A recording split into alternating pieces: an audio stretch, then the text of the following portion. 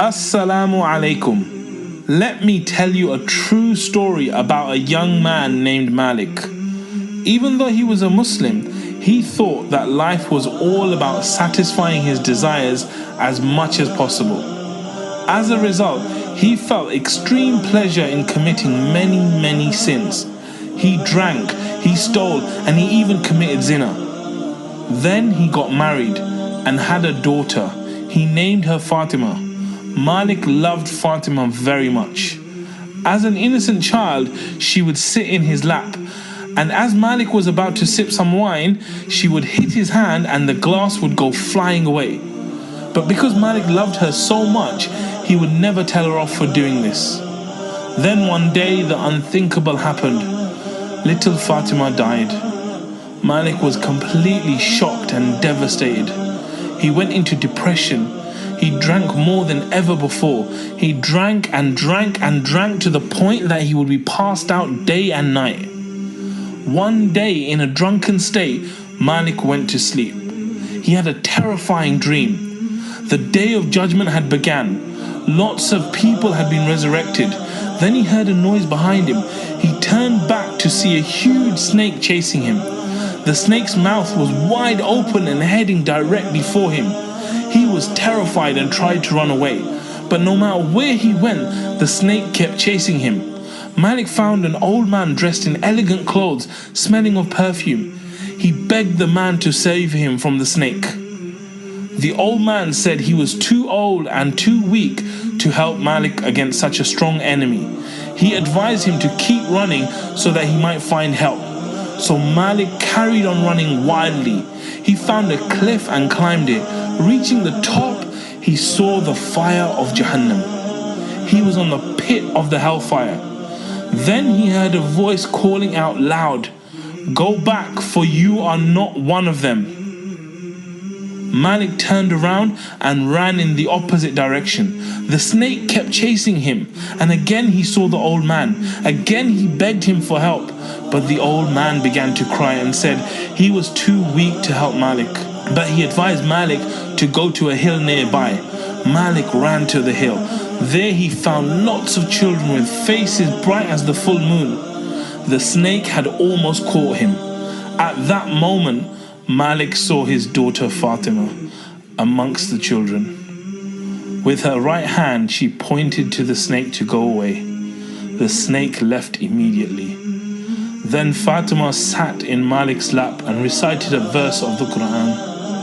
She said, "My dear father, has the time not come for the believers that their hearts should become humbly submissive at the remembrance of Allah and what has come down of the truth?" Malik was moved to tears. He asked her what the snake was. Fatima told him that it was his evil deeds, which he had made so strong that they were about to push him into Jahannam. Then Malik asked her who the old man was. Fatima told him that it was his good deeds, but he had made them so weak that they couldn't help Malik against the snake. Malik woke up from the dream in tears. He immediately made wudu and ran to the masjid. During the prayer, the Imam happened to recite the same verse from the Quran. Has the time not come for the believers that their hearts should become humbly submissive at the remembrance of Allah and what has come down of the truth? Malik thought, it is time. He felt massive regret for his past sins and repented to Allah. That day was the start of Malik's new life.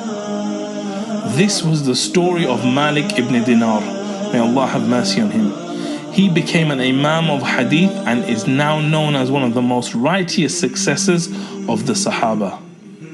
In the middle of the night, he would go to the center of town and shout out, "Oh people, wake up to the remembrance of your Lord.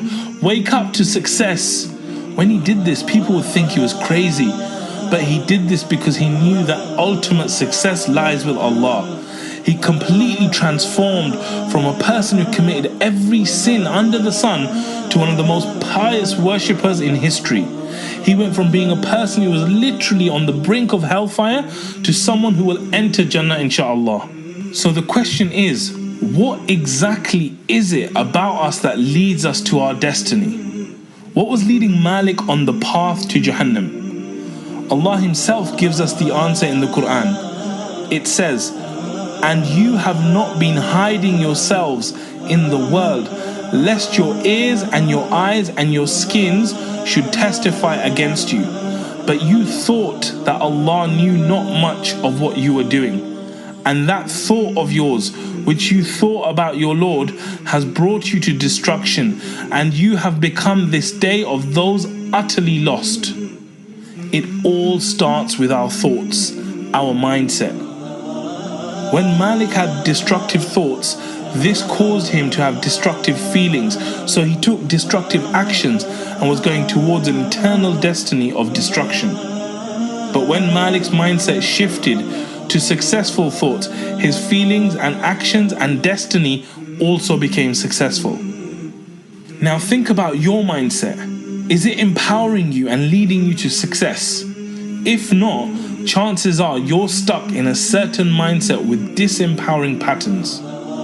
If you want success in your life and your destiny, inshallah, then you need to have a breakthrough in your mindset. Our next video is all about breakthroughs, and we'll tell you more, inshallah. JazakAllahu khair for watching. I hope you found this video beneficial. If you did, you can do two things to continue your mastery journey. Firstly, you can subscribe to the YouTube channel by clicking here. When you subscribe, you'll get regular videos that will help you achieve breakthroughs in your life, inshallah. Secondly, you can join the online mastery group by clicking the link in the description. When you join, we will send you inspirational emails, reminders, podcast updates, and free resources that you won't receive on the channel. I look forward to seeing you on the next video, inshallah. Assalamu alaikum.